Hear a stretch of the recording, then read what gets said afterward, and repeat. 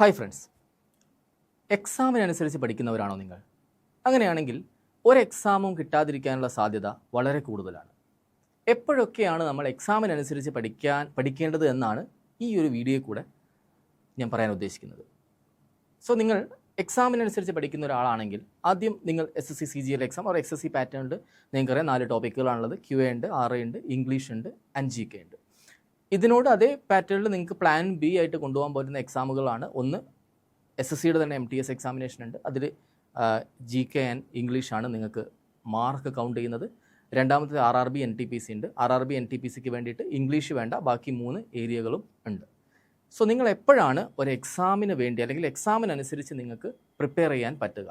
അതിനാദ്യം നിങ്ങൾ സിലബസ്, അതായത് SSC എക്സാമാണ്, നിങ്ങൾ there should be A first time. നിങ്ങൾക്കൊരു ഫസ്റ്റ് ടൈം ഉണ്ടാവും. നോർമലി ഇതെല്ലാം പ്രിപ്പയർ ചെയ്യുന്ന ഒരാളുടെ ഫസ്റ്റ് ടൈം എന്ന് പറയുന്നത് SSC എക്സാമാണ്, SSC CGL എക്സാമിനേഷൻ ആയിരിക്കും.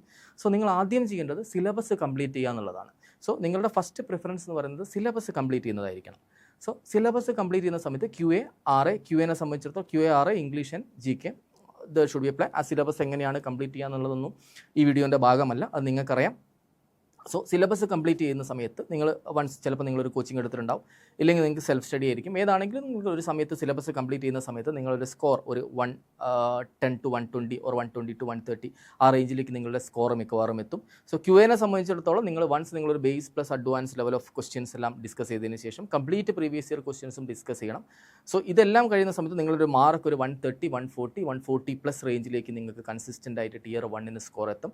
സോ Tier 1 കൺസിസ്റ്റൻ്റ് ആയിട്ട് നിങ്ങൾ സ്കോർ എത്തിയതിന് ശേഷം നിങ്ങൾ Tier 2 സെക്ഷൻ 1 കൂടി എടുക്കുക. Tier 2 സെക്ഷൻ 1 നോക്കുന്ന സമയത്ത് നിങ്ങൾക്ക് 150 പ്ലസ് കൺസിസ്റ്റൻ്റ് ആയിട്ട് കിട്ടുന്നുണ്ടെങ്കിൽ നിങ്ങൾക്കൊരു സാച്ചുറേഷൻ ലെവൽ ഉണ്ട്. ഇതിൻ്റെ കൂടെ നിങ്ങൾ ഇംഗ്ലീഷിൻ്റെ പ്രിപ്പറേഷനും അതേപോലെ തന്നെ നിങ്ങൾ GKൻ്റെ പ്രിപ്പറേഷനും എല്ലാം നിങ്ങൾ അതിൻ്റെ കൂടെ തന്നെ കൊണ്ടുപോകണം. സോ നിങ്ങളൊരു സാച്ചുറേഷൻ ലെവൽ എത്തിയതിന് ശേഷം നിങ്ങൾ നോർമലി സാച്ചുറേഷൻ ലെവൽ എത്താൻ വേണ്ടി നിങ്ങളൊരു 10 മണിക്കൂർ അല്ലെങ്കിൽ ഒരു 12 മണിക്കൂർ പ്രിപ്പയർ ചെയ്ത ഒരാളാണെങ്കിൽ നിങ്ങൾ വൺസ് ആ സാച്ചുറേഷൻ ലെവൽ എത്തിയതിന് ശേഷം നിങ്ങൾക്ക് ആ same level of preparation continue ചെയ്യാൻ വേണ്ടിയിട്ട് നിങ്ങൾക്ക് ഒരു 6 മണിക്കൂർ മതി. സോ ബാക്കി വരുന്നൊരു 6 മണിക്കൂർ അല്ലെങ്കിൽ 4 മണിക്കൂർ നിങ്ങൾക്ക് എക്സാമിനനുസരിച്ച് മാറ്റാൻ പറ്റും. അപ്പം നിങ്ങൾക്ക് RRB NTPC എക്സാം വരുന്ന സമയത്ത് നിങ്ങൾക്ക് വേണമെങ്കിൽ 6 മണിക്കൂർ എന്ന് പറയുന്നത് നിങ്ങൾക്ക് ഈ 3 ഏരിയ അല്ലെങ്കിൽ അതായത് ഇംഗ്ലീഷ് ആണെങ്കിലും GK ആണെങ്കിലും QA ആണെങ്കിലും റീസണിങ് ആണെങ്കിലും ഈ 4 ഏരിയയും കോൺസെൻട്രേറ്റ് ചെയ്യാനുള്ളതാണ് 6 മണിക്കൂർ എന്ന് പറയുന്നത്.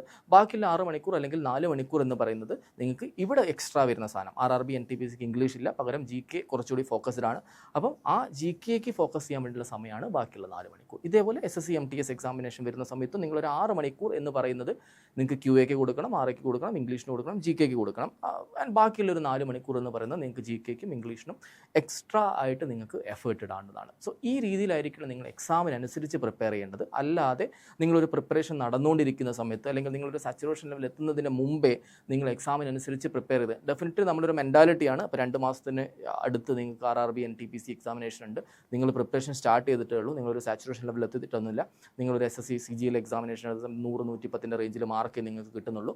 അപ്പോൾ 2 മാസം കഴിഞ്ഞ് കഴിഞ്ഞാൽ നിങ്ങൾക്ക് NTPC എക്സാം ഉണ്ടെങ്കിൽ നിങ്ങൾ നോർമലി ഇംഗ്ലീഷിൻ്റെ ആ ഒരു പ്രിപ്പറേഷൻ അവിടെ നിർത്തിയിട്ട് ബാക്കി നിങ്ങൾക്ക് GKക്ക് കൂടി കുറച്ച് ഫോക്കസ് ചെയ്യുക എന്നുള്ള രീതിയിൽ നിങ്ങൾ നോക്കും.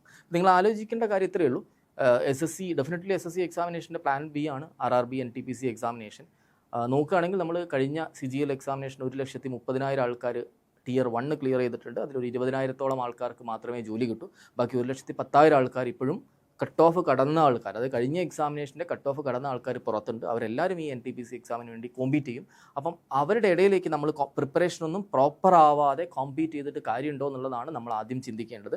അപ്പം നമ്മൾക്ക് ആ ഒരു പ്രിപ്പറേഷൻ ജേണിയിൽ, അതായത് നിങ്ങളൊരു സാച്ചുറേഷൻ ലെവലിലേക്കുള്ള ജേണിയാണ്, ആ ജേണീൻ്റെ ഇടയിലുള്ള 2 മാസമാണ്, അതായത് അത് ക്രൂഷ്യൽ ആയിട്ടുള്ള 2 മാസമാണ് നിങ്ങൾ എക്സാമിനനുസരിച്ച് പ്രിപ്പയർ ചെയ്തിട്ട് നഷ്ടപ്പെടുത്തുന്നത്.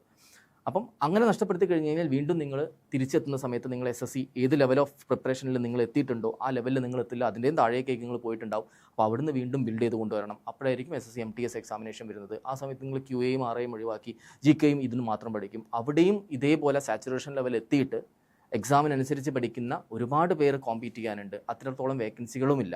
അപ്പോൾ അവർ അതിൻ്റെ ഇടയിലേക്ക് നമ്മൾ ഈ സിലബസ് കംപ്ലീറ്റ് ചെയ്യാതെ പ്രിപ്പയർ ചെയ്ത് പോയി കഴിഞ്ഞ് കഴിഞ്ഞാൽ നമ്മളത് കിട്ടാനുള്ള സാധ്യതകൾ വളരെ കുറവാണ്.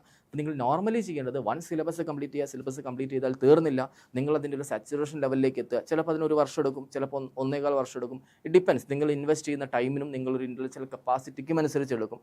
അത് എത്തിക്കഴിഞ്ഞു കഴിഞ്ഞാൽ പിന്നീടാണ് നിങ്ങൾ എക്സാമിനനുസരിച്ച് മാറ്റി പഠിക്കേണ്ടത്. അല്ലെങ്കിൽ നിങ്ങൾ ആദ്യം മുതലേ SSC MTS എക്സാമിന് വേണ്ടി മാത്രം പഠിക്കുന്ന ഒരാളായിരിക്കണം, അല്ലെങ്കിൽ RRB NTPCക്ക് വേണ്ടി മാത്രം പഠിക്കുന്ന ഒരാളായിരിക്കണം. സോ ഈ ഒരു ലെവൽ എത്തിയിട്ട് ഞാൻ ഇപ്പോൾ പറയുന്നത് ഒരു ആവറേജ് ലെവലിലുള്ള ഒരാളെ സംബന്ധിച്ചിടത്തോളമാണ്.